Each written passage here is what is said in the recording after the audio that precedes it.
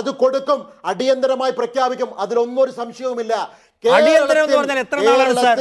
ഈ അടിയന്തരമായി പ്രഖ്യാപിക്കുന്ന വാക്കിന്റെ അർത്ഥം താങ്കൾക്ക് മനസ്സിലാവുന്നു? അടിയന്തരം എന്ന് വെച്ചാൽ വാക്കിന്റെ മീനിങ് എന്താണ്?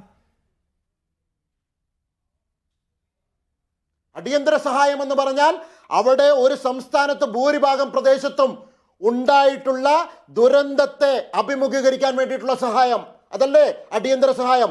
കേരളത്തിന് കൊടുത്തിട്ടില്ലേ? പ്രകാശൻ ബിജെപിയുടെ പ്രതിനിധിക്ക് പറയാൻ കഴിയുന്നില്ല സംസ്ഥാന സർക്കാരിന് വേണ്ടി. അല്ല എം പ്രകാശൻ ബിജെപിയുടെ പ്രതിനിധിക്ക് പറയാൻ കഴിയുന്നില്ല പണം തരുമോ ഇല്ലയോ എന്ന്, കാരണം ഉറപ്പില്ല. ഇന്നിപ്പോ കേന്ദ്ര സർക്കാർ, കേന്ദ്ര ആഭ്യന്തര സഹമന്ത്രി പാർലമെന്റിൽ പറയുന്നിടത്തും കേരളത്തിന് പൈസ തരാൻ ഉദ്ദേശിക്കുന്നുണ്ടോ എന്നതിലൊരു വ്യക്തതയുമില്ല. അതിതീവ്ര ദുരന്തത്തിന്റെ പരിധിയിൽപ്പെടുത്തുന്നുണ്ടോ എന്ന ചോദ്യത്തിന് ഒന്നിനും ഒരു ഉത്തരവുമില്ല.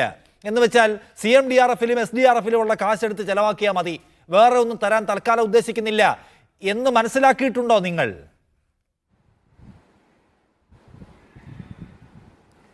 ഇത് കേരളത്തോട് കഴിഞ്ഞ് കുറച്ചു കാലമായി കാണിച്ചുകൊണ്ടിരിക്കുന്ന പൊതു നിലപാടിന്റെ തുടർച്ചയാണ്. ഇവിടെ ഇപ്പോൾ PDNA വൈകി എന്ന കാര്യമാണല്ലോ ഈ ഇപ്പോൾ പറഞ്ഞുകൊണ്ടിരിക്കുന്നത്. ഈ പോസ്റ്റ് ഡിസാസ്റ്റർ നീഡ് അസസ്മെന്റ് എന്ന് പറയുന്നത് സാധാരണഗതിയിൽ 3 മാസം 4 മാസം കാലം കൊണ്ട് മാത്രമേ ഇന്നുവരെ ദുരന്തമുണ്ടായ എല്ലാ സ്റ്റേറ്റുകളും കൊടുത്തിട്ടുള്ളൂ. ആന്ധ്രക്ക് PDNA കൊടുക്കാതെയാണ് 3500 കോടി കൊടുത്തത്.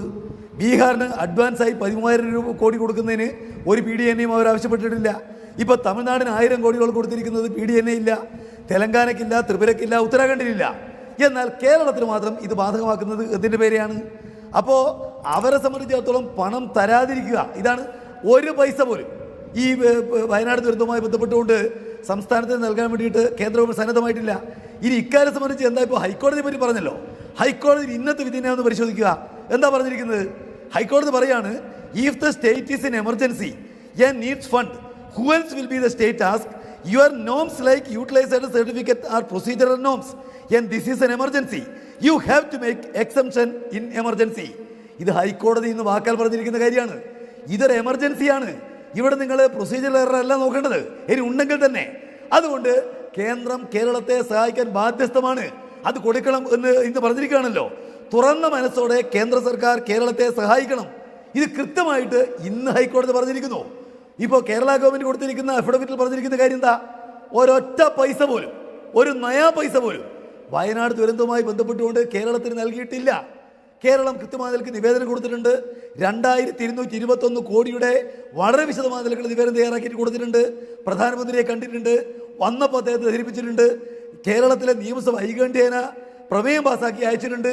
മുഖ്യമന്ത്രി ഈ കാര്യം സംബന്ധിച്ച് നേരിട്ട് ആവശ്യപ്പെട്ടിട്ടുണ്ട്. ഇതെല്ലാം ചെയ്തിട്ടും ഒരു കാരണവശാലും സഹായം നൽകാൻ സന്നദ്ധമല്ല എന്നൊരു നിലപാടാണ് സ്വീകരിക്കുന്നത്.